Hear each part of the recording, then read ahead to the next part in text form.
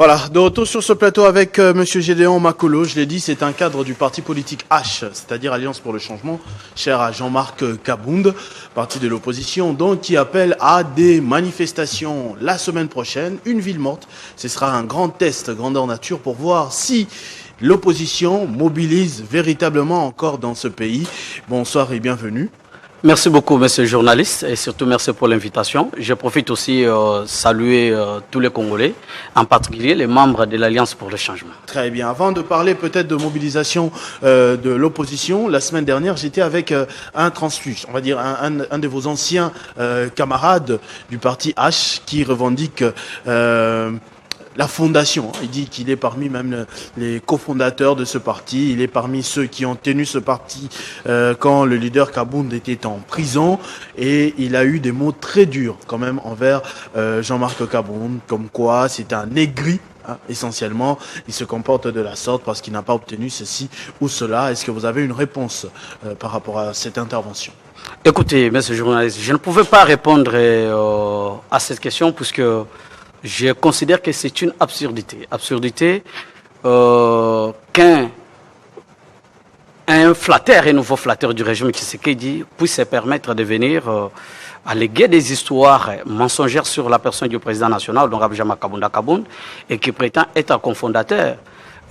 Ça m'étonne. Comment pouvons-nous être cofondateurs d'un parti politique qu'on vient trouver déjà fonctionnel? C'est une absurdité. Le monsieur est arrivé au parti, dans notre parti politique. Dans les médias. Oui, bien entendu, il assumait sa mission, son rôle de porte-parole du parti. Et à l'époque, je vous rappelle que c'est moi qui étais le secrétaire national en charge de la communication du parti. Et tout ce qu'il faisait, on les faisait ensemble lorsque le président s'est trouvé à la prison Satra de Makala. Et d'ailleurs, lui là, s'il est parti du parti, c'est à cause de l'immoralité. Nous, voilà, il était trempé dans ce qu'on appelle une malversation financière. Voilà pourquoi il a été obligé de quitter le parti. On l'a poussé vers la démission. Sinon, par lui-même, il ne pouvait pas quitter le parti. Puisque nous sommes un parti politique créé sur base des principes, les principes de moralité, de valeurs. Dès lors qu'on découvre qu'il y a un membre qui veut marcher, qui se désoriente de ce principe, alors on prend toute la responsabilité pour les mettre dehors. Et d'ailleurs, je l'ai entendu faire un étalage d'un savoir juridique mal assimilé ici, prétendant que l'indépendance du pouvoir judiciaire a été entamée par la révision de la Constitution, la révision bien entendu du 20 janvier 2011 de la Constitution du 18 février 2006. Il prétend que comme c'était l'indépendance du pouvoir judiciaire est un principe fondamental qui ne fait pas partie des matières révisables de notre Constitution. Il pense que la Constitution a été changée, il y a eu fraude à la Constitution. Mais ce qui est clair est qu'il est limité. Il fallait lire l'article 152 parce qu'il a parlé du parquet. Parce que le parquet n'est pas énuméré dans l'article 150 de la Constitution parmi les institutions qui composent le pouvoir judiciaire. Mais je l'invite à aller à l'article 152 en ce qui concerne le Conseil supérieur de la magistrature, parce que cet article stipule que le pouvoir judiciaire est dirigé par le Conseil supérieur de la magistrature. Et le procureur près la Cour constitutionnelle, près la Cour de cassation, près le Conseil d'État, les procureurs ainsi de suite font partie de ce Conseil supérieur de la magistrature. Alors, comment peut-on faire partie d'un organe qui gère une institution dont on n'est pas membre? Donc c'est une absurdité, c'est scientifiquement limité. Et voilà pourquoi nous, on ne tient pas compte de ce qu'ils racontent par-ci par-là, des nouveaux flatteurs, on sait ce qu'ils cherchent. Ils sont en politique, pas par conviction, mais ils sont à la recherche d'intérêts partisans. Donc voilà. Bon, il a parlé aussi, bon, c'est pas que lui, tout le monde le dit, l'opposition n'arrive pas à suffisamment mobiliser. Vous êtes membre de la coalition article 64, il y a eu une sortie officielle, en fait c'était juste des communiqués, peut-être qu'on n'avait pas besoin de mobilisation populaire cette fois-là. À Gombe, il dit avoir compté à peine quelques personnes, il n'est pas le seul, j'insiste parce que ce n'est pas une émission pour lui répondre, hein, mais quelle est votre force de mobilisation aujourd'hui? Alliance pour le changement. Est-ce que la population est avec vous? Ou bien comme on l'a entendu déjà dans la salle à Boboto, que vous les avez beaucoup trahis. Et beau trahir biso lissou souté. Donc vous nous avez déjà trahi autrefois. On ne sait plus vous faire totalement confiance.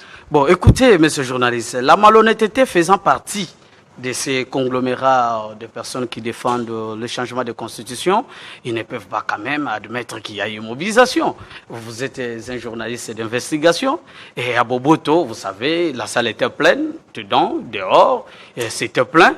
Et si il n'y avait pas de monde, comme vous dites, qui ont chanté qu'ils ne nous trahissaient pas.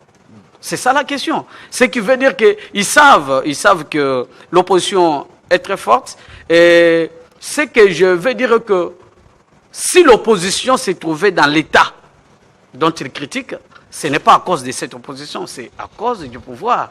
L'opposition se trouve entre, d'un côté, la milice de l'UDPS et de l'autre, les forces de l'ordre, la police nationale, il y a des services de renseignement qui commettent ces répressions. Le président de la République dit opposition est à péter. On n'a même pas besoin de commettre, de réprimer brutalement parce que vous n'allez pas réunir beaucoup de gens. Il y en a même qui disent c'est inédit. Aujourd'hui, l'opposition donne l'argent de transport pour les manifestations. Ça n'existe pas. Non, autrefois. Écoutez, d'abord, c'est du n'importe quoi. Et faisant partie des institutions, donc la première institution de la République, je pense que s'hasarder sur ces terrains-là en sortant des mots, en se moquant d'une partie de la classe politique n'est pas tout à fait moral. Non, ça fait partie, excusez-moi le terme, du moralité, parce que lui, c'est le garant, il n'est pas là. Et quand un père commence à critiquer l'aide de ses enfants, vous comprenez ce que ça va donner. Donc, c'est pour vous dire que l'opposition est prête, voilà pourquoi il y a eu une coalition qui a été lancée pour défendre l'article 64, cet article qui nous donne le pouvoir de défendre l'ordre constitutionnel du 18 février 2006. Yes, et d'ailleurs, en ce qui concerne la mobilisation, écoutez, l'Alliance pour le changement, c'est un parti politique de l'opposition qui, depuis 2022, organise des manifestations publiques, soit la marche, soit les activités en termes de matinée politique. Donc, d'aucuns savent notre capacité de mobilisation. Et alors, nous sommes maintenant dans la phase des actions. On va voir sur terrain. Et d'ailleurs, nous avons commencé avec la ville morte. Le 3 juin. Parce qu'hier, il n'y avait que Delis et Sanga. J'ai vu Ensemble, j'ai vu Fantin Fayoulou. H, vous n'étiez pas là. Non, là, j'étais représenté. Il y avait la vice-présidente nationale. Elle était juste le plan que moi j'avais. Voilà, donc vous adhérez à cet appel-là. L'appel, mais nous faisons partie de la coalition article 64. Vous savez que la population, quand même, bon, il n'y a pas la population, il n'y a pas de porte-parole de la population de manière inédite, mais il y en a qui disent, mais le 3, ville morte, on va payer les loyers comment? À Kinshasa, au jour le jour. Ça, ce sont des histoires de Tiens Tshisekedi, ça ne va plus marcher. Non, écoutez, ce qui est en jeu aujourd'hui, messieurs les journalistes, dépasse même la fin du quotidien. Puisque ce qui est en jeu, c'est l'ordre constitutionnel, c'est la liberté d'expression, la liberté de manifestation, les droits de ce Congolais. Puisqu'il y a... nous sommes pendant une période charnière qui peut nous pousser vers un basculement historique, comme ça a été le cas en 1967. Vous savez, le président Mobutu, après avoir fait un coup d'État, il est venu avec un semblant de la démocratisation du pays à travers la constitution du 24 juin 1967. Et par après, cette constitution qui ne prévoyait aucune disposition intangible pouvant la protéger, s'est vue révisée à plusieurs fois pour octroyer le pouvoir à une seule personne, jusqu'à ce qu'on a instauré un parti unique dans le pays et on connaît la suite. Donc la population aujourd'hui doit se surpasser, transcender. Donc comprendre que nous vivons pendant une période charnière et on doit prendre toutes nos responsabilités pour bloquer ce qui est en train d'être fait ou orchestré par le régime Tshisekedi. C'est très bien. Donc, qu'est-ce qu'on doit faire exactement ce mercredi 3 juin? Il y a un programme. Vous allez mettre des gaillards dans la rue pour empêcher les élèves d'aller à l'école, les mamans d'aller au marché, les papas Non, écoutez, ça va se passer comment? La ville morte étant comme une première action qui déclenche une suite autre, c'est une journée qui devra être passée dans la méditation, dans l'observation, et dans l'introspection pour se demander, le peuple congolais doit rester, chaque Congolais doit rester chez soi pour se demander la période que nous sommes en train de traverser. Écoutez, messieurs journalistes, vous savez qu'il y a une partie de notre territoire national qui est occupée par des mouvements rebelles accompagnés d'une armée étrangère. Comment est-ce qu'on peut penser à organiser, à changer un ordre constitutionnel subitement sans la participation de ces contrées du pays? Donc c'est une balkanisation du pays, une partition du pays qu'on offre sur un plateau en or. Voilà pourquoi nous demandons à ce que chaque Congolais, en particulier chaque Kinois, puisse rester chez soi, méditer, comprendre les enjeux, comprendre l'importance de ce que nous sommes en train de faire dans le cadre de la coalition article 64 et pouvoir se tenir debout pour empêcher ce que le régime Tshisekedi est en train d'orchestrer. Vous avez vu ce qui s'est passé à l'Assemblée nationale, bien évidemment, hier, avec le vote, l'adoption de la loi référendaire. Écoutez, il y a un sérieux problème. Si vous lisez cette proposition, vous comprenez directement que c'est une proposition de loi qui s'avère inconstitutionnel, parce que lorsque l'article 5 alinéa 3, si je ne m'abuse pas, donne le pouvoir de l'organisation ou de la mise en place d'une loi portant disposition relative à l'organisation des référendums, ce n'est pas dans le cadre d'octroyer à qui que ce soit les pouvoirs constituants. Et nous voyons dans cette loi, j'ai essayé de lire ces articles 41, 42, 43, là où on dit que le président de la République peut, par son initiative, confier une mission à une quelconque commission qui devra faire ce travail et que l'Assemblée nationale et le Sénat s'est transformé en une sorte d'une assemblée constituante. C'est une aberration. C'est une aberration parce que si l'article 5 de la Constitution, à son alinéa 3, confie cette compétence d'organisation ou de la mise en place d'une loi portant les dispositions relatives au référendum, c'est pour les matières qui sont bien énumérées dans la Constitution, notamment dans l'article 18, alinéa 3 ou 4, si je ne m'abuse pas, qui énumère, bien entendu, qui dit « Aucune révision n'est définitive que si le projet, la proposition ou la pétition est soumis, est approuvé par référendum sur convocation du président de la République. Ce qui signifie que cette loi référendaire devait régir que les matières relatives, ou les matières dont la révision est régie par la Constitution. Donc, les matières qui sont reconnues, révisables dans la Constitution, et non aller au-delà. Alors, dès lors que cette loi confie une mission au président de la République qui est inconstitutionnelle, je pense que si on a vraiment une cour constitutionnelle indépendante qui doit protéger les droits et libertés des Congolais, cette cour devra déclarer cette loi inconstitutionnelle. Mais pour vous, avant d'arriver au référendum, les prétextes avancés par le pouvoir, par le président de la République, par l'Union sacrée, pour changer ou réviser cette constitution, à savoir quelques blocages au niveau des textes pour les investisseurs américains. Tout ça, ce sont des faux fouillants. Il n'y a rien dans l'intérêt du peuple, c'est pour se maintenir au pouvoir. Si non, c'est ce qui fâche, c'est l'article 70 ici, qui limite les mandats, le nombre de mandats du président de la République. Il a déjà épuisé les siens et il devait laisser le pouvoir, alors il veut rester au pouvoir ad vitam aeternam. Voilà pourquoi on procède par ce changement de constitution. Et d'ailleurs, lorsqu'on dit qu'on révise parce que nous avons signé un accord avec X ou Y, donc nous commençons à hypothéquer notre souveraineté. Nous commençons à hypothéquer notre souveraineté parce que la Constitution relève de la souveraineté nationale. Donc, Aujourd'hui, nous devons changer de constitution parce que les États-Unis nous ont demandé, à travers un accord, de changer la constitution. Donc, il faut comprendre que ce sont des faux fuyants. Il n'y a aucune raison objective sur cette question. Aucune raison. Voilà pourquoi j'ai rencontré celui qui était passé ici la fois dernière, qui parle d'un changement de constitutionnel de manière indirecte lors de la révision qui est intervenue le 20 janvier. Ouais.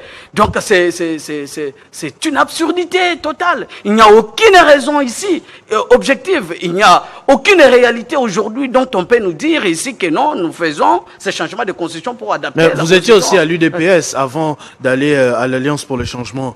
Le secrétaire général de l'UDPS dit que de toutes les façons, depuis 2006, l'UDPS était contre cette constitution. Donc aujourd'hui, ils ne font que respecter un testament, respecter une parole donnée depuis longtemps. Et si l'UDPS était contre cette constitution en 2006, pourquoi l'a-t-elle défendue en 2016?